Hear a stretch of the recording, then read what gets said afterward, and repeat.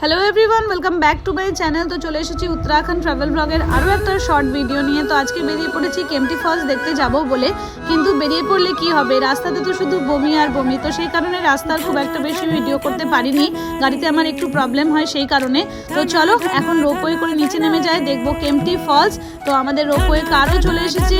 Ropeway করে যাত্রা কিন্তু এবারের ট্রাভেল ব্লগে আমাদের বারবার হচ্ছে, তো সেই কারণে আমরা ভীষণ এক্সাইটেডও থাকছিলাম।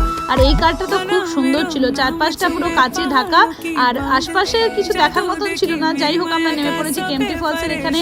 অপূর্ব সুন্দর কেম্পটি ফলস, যেটা চোখ মানে মুগ্ধ করে দিচ্ছে।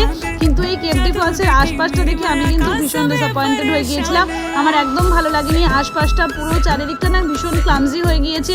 মানে দোকানপাট, বাড়ি ঘর, এদিকে না একটা কেমন যেন ঘিঞ্জি পরিবেশ। তো তোমরা তোমাদের কমেন্ট করে জানিও যে তোমাদের ওই জায়গাটা কেমন লেগেছে। কেম্পটি ফলস অবশ্যই সুন্দর, কিন্তু আশপাশটা আমার মোটেও ভালো লাগেনি। ওকে, বাই।